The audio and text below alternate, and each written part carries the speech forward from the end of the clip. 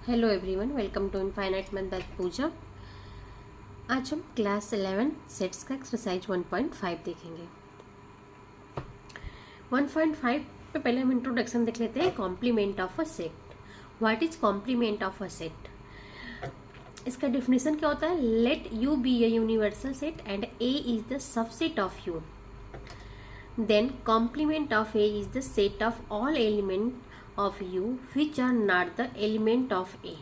It is denoted by A complement या A dash इसको बोल सकते हैं या A complement बोल सकते हैं। ठीक है, सिंपल सा मतलब है कि U हमारा एक यूनिवर्सल सेट होता है और A क्या है? एक सबसेट है। तो U में से अगर हम A को माइनस कर देते हैं तो वो हमारा कॉम्प्लीमेंट निकल के आता है। ठीक है, जैसे देखो ए डैश इक्वल टू, इसी को इस फॉर्म में लिखा गया है। ठीक है, A complement equal to X such that X belongs to U and X does not belongs to A. ये क्या है? X belongs to U and X does not, ये यही है कि A set of all element, यहाँ पे देखो the complement of set A of all element U which are not the element of A. Clear हुआ? मतलब x जो है u में तो बिलोंग करेगा लेकिन x जो है a में बिलोंग नहीं करेगा। क्लियर हुआ? अब इसकी प्रॉपर्टी देख लेते हैं।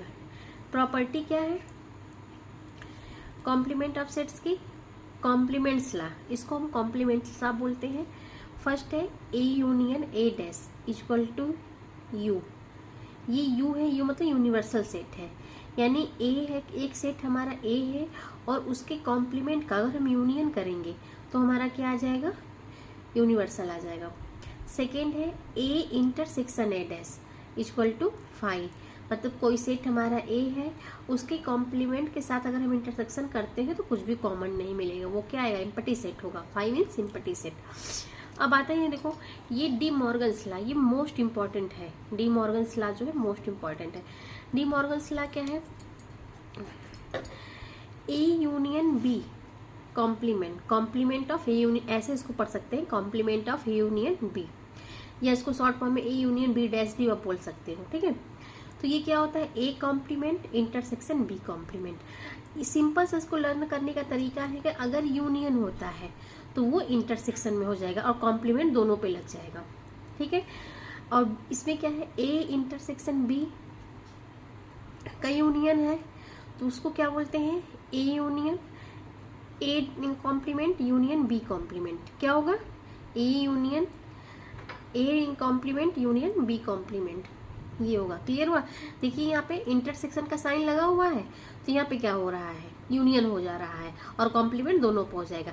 डी मॉर्गन्स लॉ इसीलिए है, अगर ए यूनियन बी का कॉम्प्लीमेंट निकालना है तो ए का कॉम्प्लीमेंट इंटरसेक्शन बी का कॉम्प्लीमेंट, ए इंटरसेक्शन बी का अगर कॉम्प्लीमेंट निकालना है तो A complement union B complement. Clear हुआ? थर्ड में आते हैं लॉ ऑफ डबल कॉम्प्लीनेशन। इसमें क्या होता है कि कॉम्प्लीमेंट पर कॉम्प्लीमेंट होता है। ठीक है, तो वो किसके बराबर आता है? ए के बराबर होगा। ये किसके इक्वल आएगा? ए के इक्वल आएगा। और फोर्थ देखिए law of empty set and universal set. अगर हम 5 का कॉम्प्लीमेंट करेंगे तो वो यूनिवर्सल सेट आएगा, एंड यूनिवर्सल सेट का कॉम्प्लीमेंट करते हैं तो वो हमारा 5 आएगा। ये आपको लर्न करने की जरूरत है। ठीक है, तो इसको आप देख लीजिएगा। Thank you.